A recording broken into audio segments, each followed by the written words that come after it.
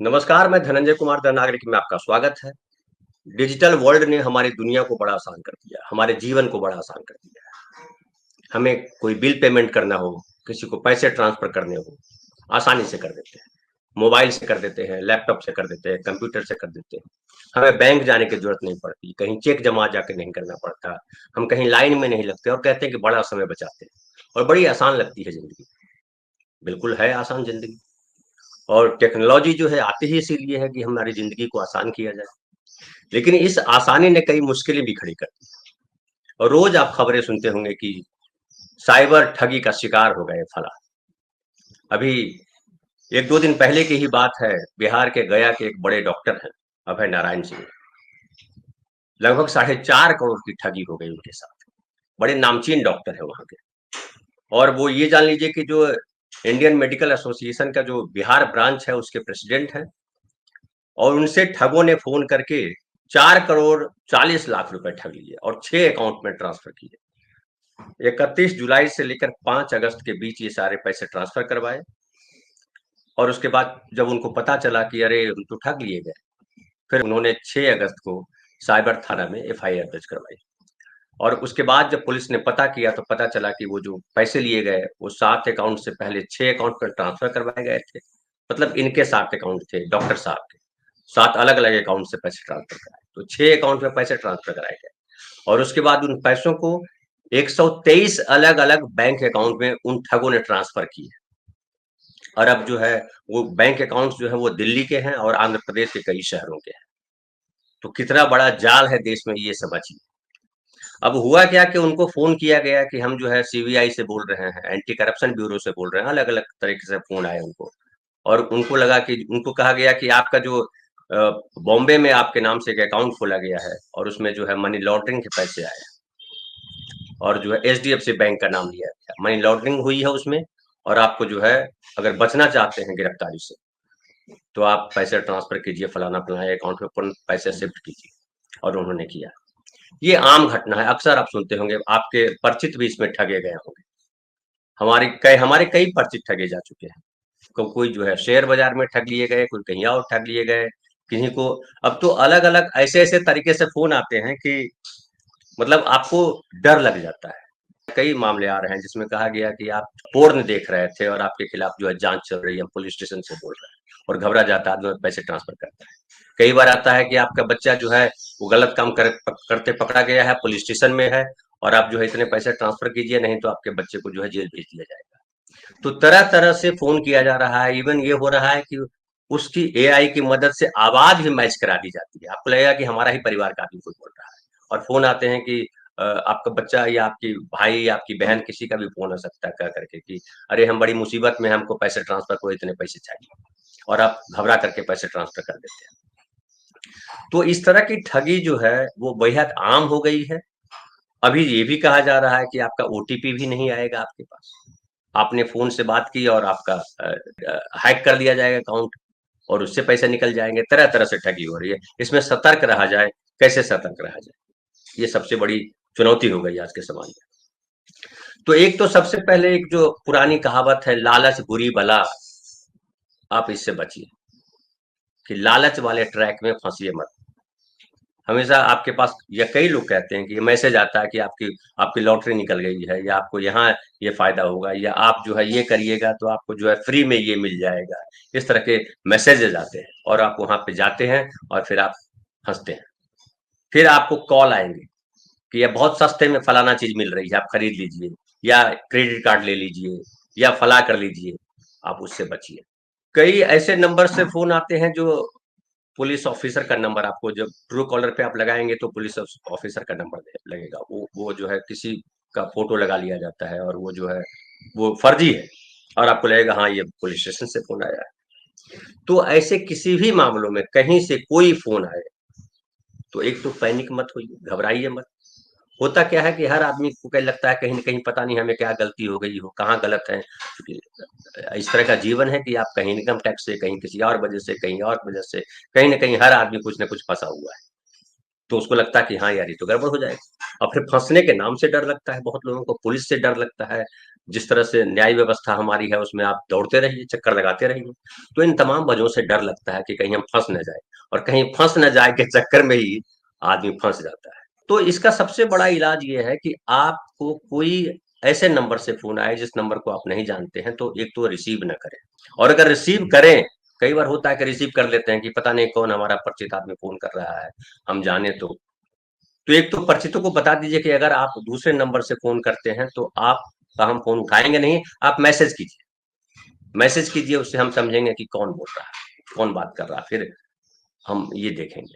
दूसरी बात ये कीजिए कि आप जो है, जब भी कोई व्यक्ति आपसे मोबाइल पे बात कर रहा हो या फोन पे बात कर रहा हो और वो बैंक का डिटेल मांगे, बैंक अकाउंट की बात करें, या बोले कि जैसे मुझे भी फोन आया कई बार कि हेलो धनंजय कुमार, हमने कहा हाँ, तो मैं स्टेट बैंक ऑफ इंडिया के ब्रांच मैनेजर बोल रहा हूँ। हमने कहा रख फोन, ब्रांच मैनेजर मुझे क्यों फोन करेगा?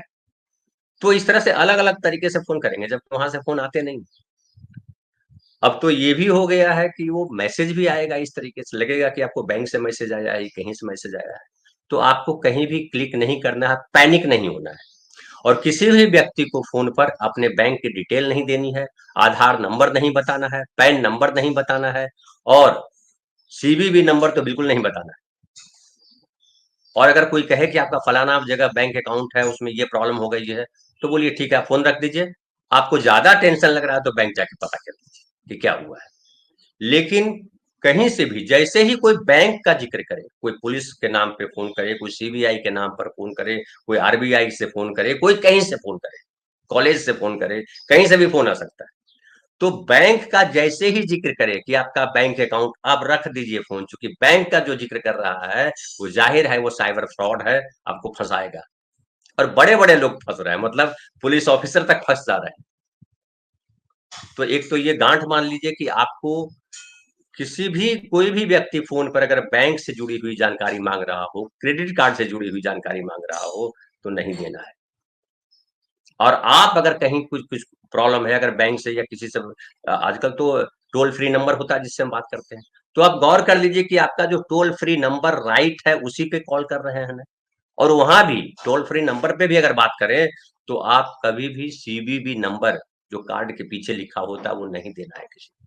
आप जब कहीं जाते हैं, कोई सामान खरीदने जाते हैं और कार्ड से पेमेंट करते हैं, तो आप दे करके निश्चिंत हो जाते हैं कि वो इधर उधर बात कर रहे हैं, वो कर लेगा, वो भी ध्यान दीजिएगा कि जब भी कहीं आप एक्सेस करने के लिए दिया है अपने कार्ड, तो आप आपके सामने कार्ड एक्सेस करें, कुछ देखे नहीं, कुछ पढ़े नहीं, वो भी ध्यान रखिए। सीवीवी नंबर बहुत इंपॉर्टेंट है।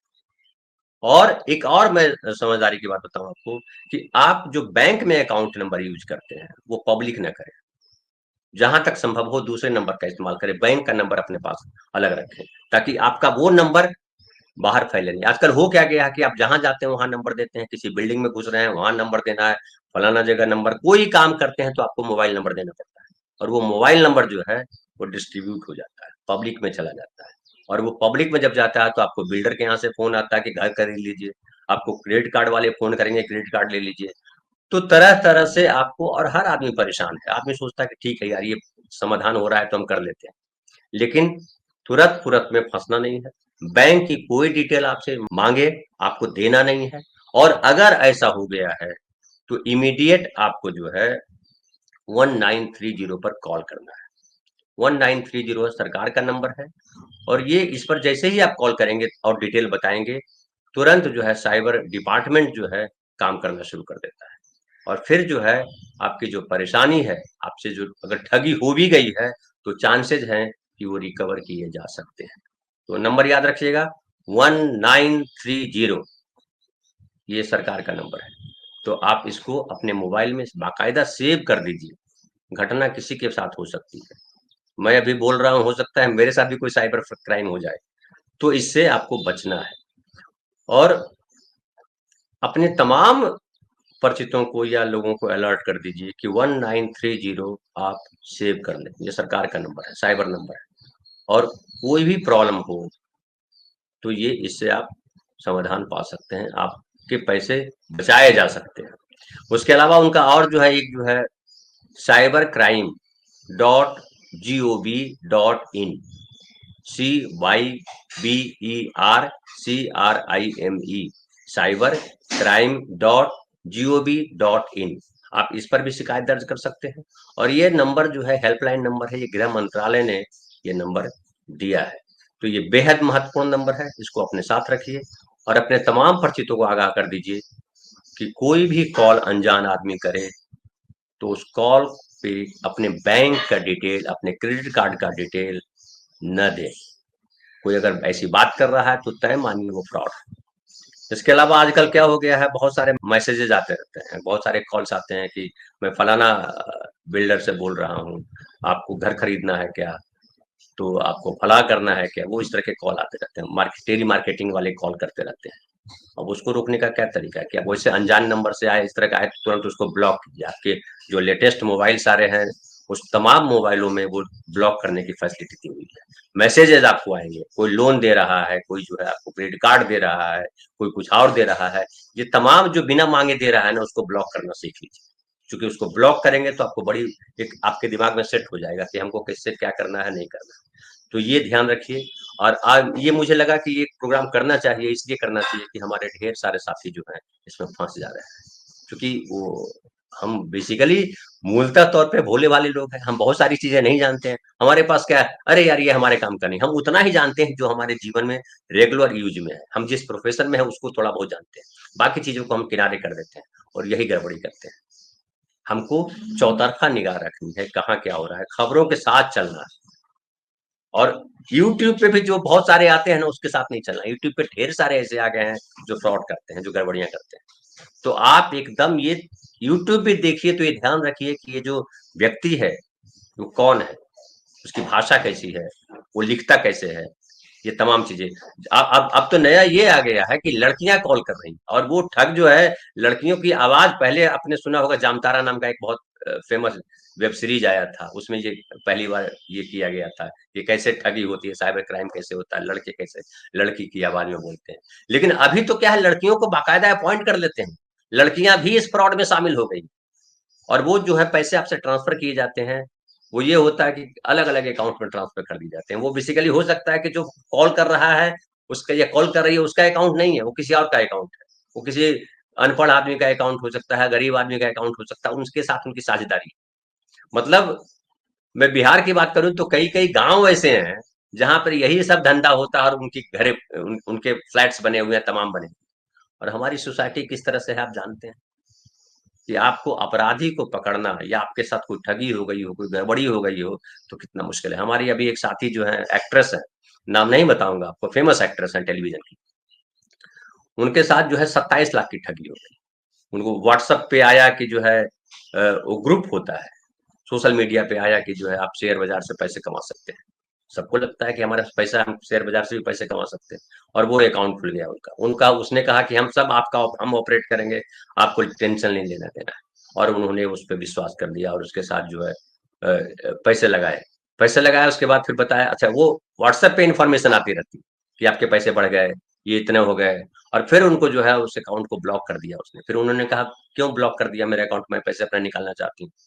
तो उसने कहा कि नहीं, आपको जो है इतना पैसा यहाँ ट्रांसफर करना पड़ेगा, और एक दो अकाउंट में और पैसे ट्रांसफर करवाए। उसके बाद उनको लगा कि अरे यार ये तो ठग लिए गए। फिर वो पुलिस में गए, एफआईआर दर्ज कराने के लिए, उसमें लंबा वक्त लग गया। तो ये सारी चीजें जो है, तुरंत फुरत पैसा कमाने के चक्कर में मत पड़िए। और कोई भी कहीं भी पैसा लगाते समय, इन्वेस्टमेंट अगर करना चाह रहे हैं तो पहले रिलायबल सोर्स के पास जाइए, उस जगह पे जाइए। सोशल मीडिया को तो बिल्कुल आप एंटरटेन मत कीजिए, सोशल मीडिया पे इस तरह की जो चीजें आ रही है। अगर शेयर बाजार में भी पैसा लगाना चाहते हैं तो कई बड़ी एजेंसीज हैं, ब्रोकर एजेंसी हैं जो ये काम करती हैं, वो चाहे एंजल वन हो या और कहीं। मैं भी थोड़ा बहुत कभी कभी वैसे लगाता हूँ तो एंजल वन को बिलीव करता हूँ, लेकिन वो रिलायबल हो, ये ध्यान रखिएगा। शेयर बाजार में वो लिस्टेड कंपनी हो तभी आप करिए। अदरवाइज अगर आप किसी के, अच्छा ये एक और जानकारी दो कि आपको हो सकता है कि हम होता है कि हमारे पास कुछ मैसेज आया तो हम किसी को फॉरवर्ड कर देते हैं। अपने भी अगर मैसेज कोई फॉरवर्ड करे तो इमीडिएट उसको क्लिक न करें, पहले समझें कि ये क्या मैसेज है। और अपनी मैसेज पे अगर जाते भी हो तो आप उसके डिटेल ना भरें, वो जो मांग रहा है वो भी अलर्ट रहे। लेकिन इतना भी अलर्ट ना हो जाए कि दूध का जला छाछ भी फूंक कर पीता है, ऐसा भी नहीं होना चाहिए। तो आप मैसेजेस हमें चाहिए, जीवन में ढेर सारी चीज़ें होती है जो हमें मैसेज से जानकारी मिलती है, लेकिन आँख, कान, नाक खोल करके आपको उस पे ध्यान देना है। और अगर कहीं ठगी हो गई तो 1930 पर कॉल करना है आपको, cybercrime.gov.in पे आपको मेल करना है।